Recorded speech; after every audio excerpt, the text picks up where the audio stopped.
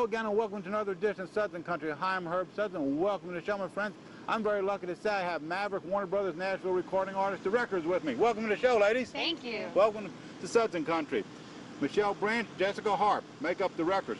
Before we start this interview, where'd you get the name The Records? It's actually short for the Home Wreckers. Uh-oh. Well, is that supposed to mean something? Ironically, my husband named us, so it means nothing. No, okay. It's just a fun name. Let's talk about Stand Still, Look Pretty, your first album as The Records on Maverick Warner Brothers. What can the people find when they buy that album? I think if you like harmonies, and bluegrass music, that's kind of where we draw our inspiration vocally. That and just kind of some nice, heartfelt songs, I don't know. Well, let's talk about some of the songs on the album. Okay. Let's go with Leave the Pieces, which is the video we're going to show later on. Neither of you wrote that song. No, we actually... That's one of the few you didn't write. No, we actually thought that our record was finished, and then we were at my publishing company, and they were playing us some songs, and Leave the Pieces was one of them. And, you know, for some reason it really jumped out at Michelle and I, and we really wanted to cut it and put it on the record, and we're glad we did, because it's our single now. How's it doing, by the way? Who knows? We don't pay attention. Oh, you don't pay attention to the charts? No. How about Way Back Home, written by both of you? Yeah. Way Back Home was a song that we just wrote in my living room one day. Didn't really write it about anything in particular, although now that we're on the road, I think we kind of find different meanings for it. I think maybe it's, you can always lose yourself, and every time you go home you find yourself, and it's kind of what that's about. How about Tennessee? You wrote that song. I wrote Tennessee. I wrote it just before, I had been spending a lot of time in Nashville, and I wrote it just before I moved there. Kind of just as an ode to Tennessee and there you go. Living there and how much I love it. How about Rain, written by you? Rain is probably one of the most personal songs on the record. I still haven't figured out a way to tell what it's about without giving it away. Okay. It's too personal to talk about. All right. All right. What's the difference the listeners can hear between songs written by Michelle alone or Jessica alone? What's the difference between your writing styles, I guess is what I'm asking for. I think Jess, you'll find there's more creativity in her lyrics than my songs. She's just a great lyricist. And how about you? You speak for her now. Michelle, one of my favorite things about Michelle's writing is her knack for writing great harmony, or great melodies, just off the top of her head. How about this cover songs by Patty Griffin, One More Girl? What kind of a... We fell in love with this song. We were on tour with the Dixie Chicks, actually. You were. And we were talking with the girls about Patty Griffin and how much we love her. Of course, they've used a lot of Patty's songs in the past. And they gave us this unreleased CD, and One More Girl was a song on it, and we immediately fell in love with it. And we took it in the back of the bus and cranked it as loud as humanly possible, and just played it over and over and over till we got all the lyrics. And we never thought we'd ever have a chance to cut it, and let alone put it on an album. And when it came time to make this record, it just seemed like it needed to be on there, and we loved the song. And how about The Good Kind from the TV show One Tree Hill? The Good Kind is actually one of the first songs Michelle and I wrote together years and years and years ago, and I was actually going to use it in a solo deal that I was working on at the time, and ended up not doing that deal, so the song just sort of sat around, and we decided to throw it on our record. I read one critique said, Stand Still, Look Pretty, one of this year's most anticipated releases that is anchored in amazing harmony, musicianship, songwriting, and common goal. It is modern country at its best. Wow. Not bad, huh? That's pretty nice. Somebody wrote that. Somebody wrote that. Send them a thank you. Yeah. All right. You know, on this album, I was reading also that you had an incredible line of producers. Yeah. John Leventhal, he's a Grammy winner, and he worked with you before. Yeah. And John Shanks. John Shanks, yeah. He's also worked with you on the other album you had out. And Paul Ward, how did you line up with such good producers? Well, you had history with him. I had history with them. So John Shanks is like just one of the guys I know, and I've known for a long time. And John Leventhal did a few tracks on my last album, but mostly we were just really big fans of John Leventhal's. Now I have to say last names because they're both Johns. No, that's true. He's married to Roseanne Cash, has worked with her a lot. We love her sound. He's most famous for, I guess, the song Sonny Came Home with Sean Colvin. He produced that record. And so we just knew the minute that we started this whole process that that's the guy we wanted to work with. And fortunately, he was up for it because it's the only person we really had in mind. So we did the bulk of the record with John Leventhal. And then when we were in Nashville, about a year later, when we found a song called My Oh My, Paul Worley works at Warner Brothers Nashville, and he's an amazing producer. And he kind of stepped up and said, "Hey, can I be a part of this?" And so we cut My Oh My with Paul in Nashville. Yeah, you did really good with that end of it, huh? Thank you. Yeah. I have this album right here. The record, Stand Still, Look Pretty. I listened to it in the truck about 3 times already, you know, so it sounds good. Most of the songs about Crazy People. That was kind of talk about Crazy People before we go into the video. That actually came about, honestly, with me storming into Michelle's house one day and saying, only crazy people fall in love with me. What's the deal with that? And Michelle happened to be holding a guitar, and we sat down and wrote the song on the spot. It's kind of our ode to the old country murdering songs that are kind of non-existent these days. Hey, what do you think? You've had a pretty successful solo career, and you had a couple albums out already, Preface and the other, we'll get to them a little bit, but what do you think draws pop and rock artists to country music? I think country music is what birthed all those other genres, and so I think it's hard to not be inspired by one sort of genre and not have inspiration drawn from others. You know, rock and roll was born from country music, and so I think the pop side of it was born from country songwriting, and you can't appreciate one without having the other. Do you feel that the fans that you created and you created in the past are going to follow you into this new genre of music? I absolutely think so. And if they don't feel like it, it's their loss, because they're being closed-minded to a great genre of music. I agree. I agree. You know, my mind is open to all kind of genres of music. You know, I listen to quite a bit, but I'm basically country, but I'm not closed-minded. You know. Do you think the rock artists that cross over to country are going to find a home on a country chart for any length of time, or do you think it's just a flash in the pan stuff? I think it depends on the song and who it is. I really do. We like to think that good music is good music, and that's the way the world should be. So hopefully more people will think like that in the future. Unfortunately, there's not a formula. So I think it just really depends on the situation. Country artists have been crossing over to pop side for quite a few years. Back in the 50s, they've been over. In the 40s, they've been over, you know. Even Hank Williams went over to with a couple of songs. I read where you were looking for an organic, I never heard the word used before. Is Stand Still Look Pretty the organic singer-songwriter country type of record you always had in mind and wanted to do? What does organic mean? Organic means maybe not as earthy, but when you're sitting in a room with a bunch of players, it sounds a certain way, and it sounds real and raw. Yeah, and so often these days, people are making albums that you can't really reproduce live without synthesizers and loops and whatnot. So organic just meant I wanted it to sound how it sounds when we're sitting in our living room playing guitar. All right. Tell you what we're going to do. Time to put the video in. Okay. Leave the pieces. Tell me about the video, where it was taped, how long it took, and who's behind the idea of the video. Trey Fanjoy, the director, actually came up with the idea for the video. We shot it in one day in Southern California at this place called the Disney Ranch. And it was really fun. It was a really fun day, however, it was extremely cold. Freezing cold. We decided to shoot the video in LA instead of Nashville because we thought the weather would be warmer, but it wasn't. And we're both wearing tank tops and dresses the whole day, so it was pretty freezing, but it was a fun experience. In fact, I think I'm wearing this shirt in the video. I didn't plan on that. There you go. Didn't have any clean laundry today. I read where both of you were songwriters, of course. Michelle said, I've always been a songwriter. I don't think any of my previous albums have really showcased that as much. Never artistically been 100% satisfied. Is that? That's true. I also think maybe that's partially you grow and you learn as you get older. True. So I think that's been also a huge factor, is now starting to feel comfortable with my writing and try new things, and of course having Jess be part of it really helps me amp up what I'm doing and pushes me to try things that I haven't before. And I read something else. If had it been your way, you would have, this album would have registered higher on the twang scale.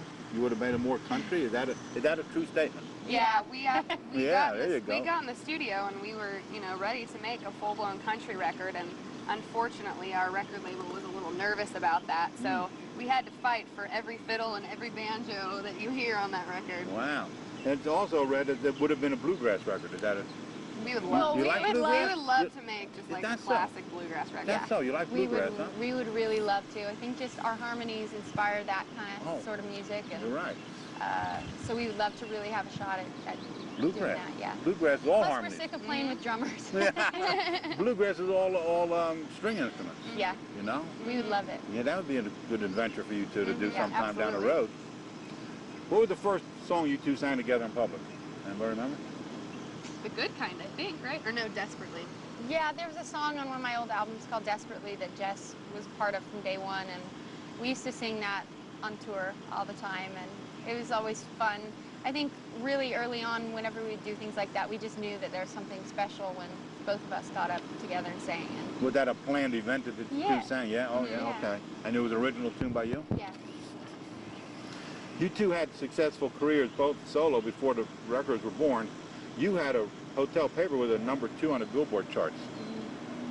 That I was have a lot of family. a lot of records got, a lot of albums Yeah. got sold, huh? All right, that was in 2003, and Spirit Room was 2001. And you're a Grammy winner, too. Yeah. Carlos Santana, congratulations. Thank you so much. Congratulations. And you had an album out in 2002. Yeah, with Preface. I never had any major label records out. Okay. I walked away from two record deals. I read to get that, to this L.A. and point. Nashville. Mhm. Yeah, I read that. Yeah, the first one, they sort of wanted me to make a pop record, and I wanted to make a country record, okay. so I started hanging out in Nashville and was offered a deal there, and that's literally when Michelle and I decided to try this out. So I put a pause on that and said, well, you know, I think I want to go try being a duo. Called There's Something Special About Tennessee. How fun is Wow. that? Yeah. And you were Kansas City. Uh-huh. Wow. I always wanted to move to Nashville. There you even go. when I was a kid. You know, remember a few of the bars? Yeah, I wanna hear this. I don't remember the melody at all. I just have these handwritten, like, terrible child handwritten lyrics. Wow. Who was it about? Who did you know in I don't Tennessee at know. what age? Now we're both working Who on it. We're both questioning it now. I was going to say, sing it for me. But yeah. I think it's singing for both of us, really. I read also that you two never met. You met on websites. Initially. Initially, that's what I mean. Initially, you met on a website. And you met, somebody said you two sound alike. Did I read that? We had mutual fans that thought that we sounded a lot alike. We So both had, we both had indie albums out, and we were trying to get record deals and trying to sell records. Right. So people who listen to both of us started emailing us and saying, hey, you remind me of so-and-so. And you never heard of each other before this? not Wow, really. that's interesting, isn't it? Yeah. And finally you met when you were changing airplanes Yeah. over ice cream and tattoos. Yeah. I read it was pretty cool. We bonded over ice cream and tattoos. I read that. Which we both still love to this day. Ice so. cream and tattoos. You still love ice? Well, I think I like ice cream too. Yeah, nothing wrong with ice cream. No. Has your writing abilities changed since with this country album that you have out now? I think if anything, you know, when you are a songwriter, you're so set in your own ways of what you do. And the idea of co-writing or doing other people's songs is always kind of makes you feel uneasy.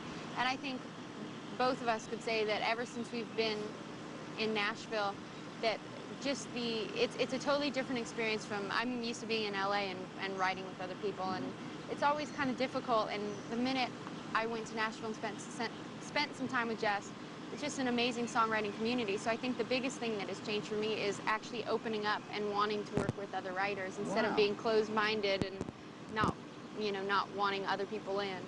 We made a great writing partner in Wayne Kirkpatrick, who wrote a song called My Oh My with us for the record, and Josh Leo. Yeah. He's a very amazing writer. And so I think this is the first time that I'm actually looking forward to working with a writer again for something.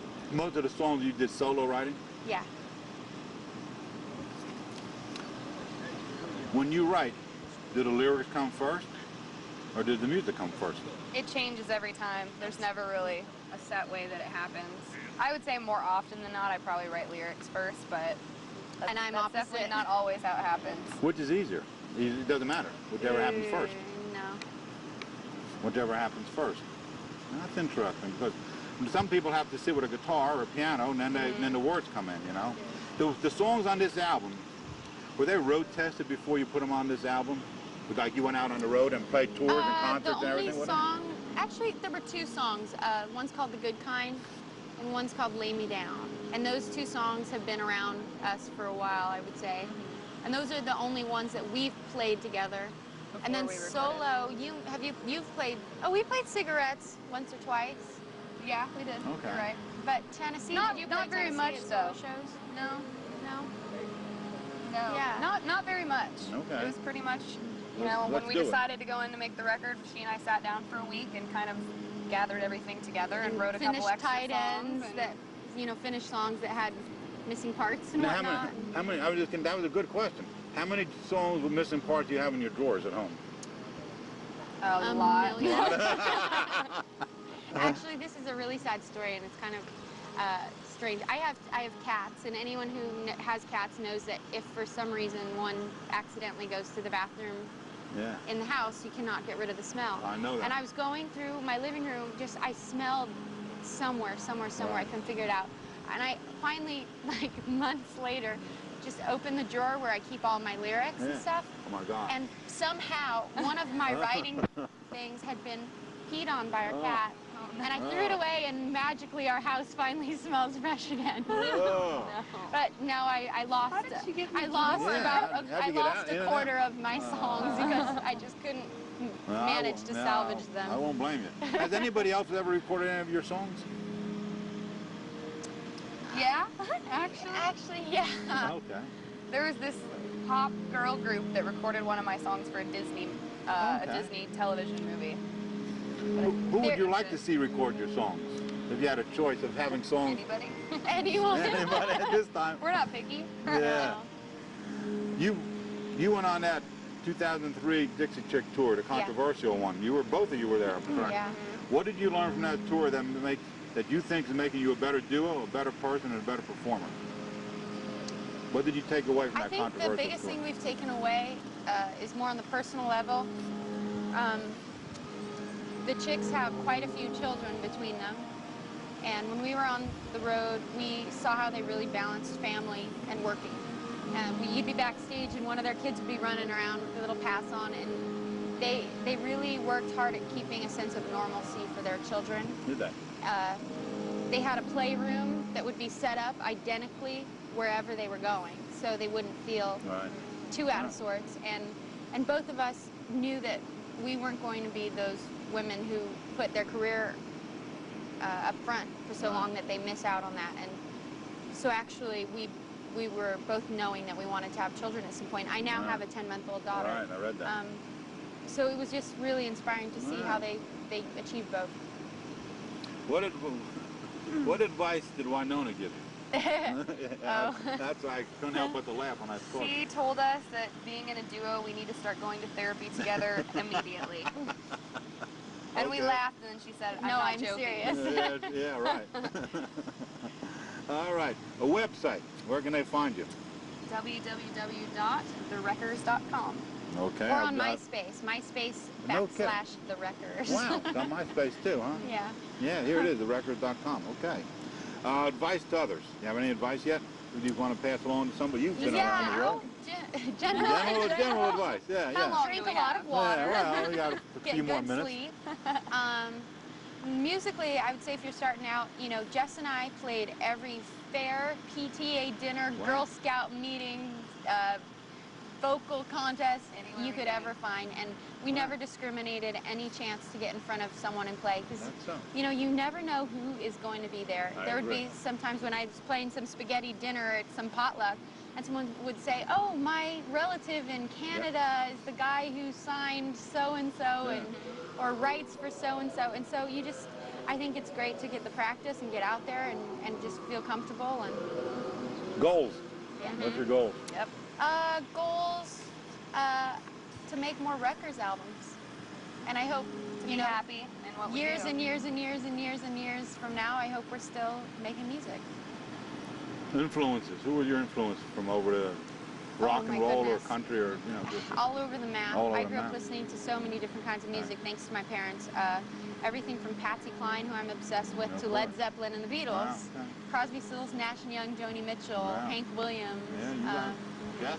I listen to everything, but my two big loves that at the very beginning were Reba and Winona. Oh, yeah. Well, they've been around for a long time. Yeah. They're pretty much perennial favorites of Yeah. everybody, I Mhm. think, Yeah. you know.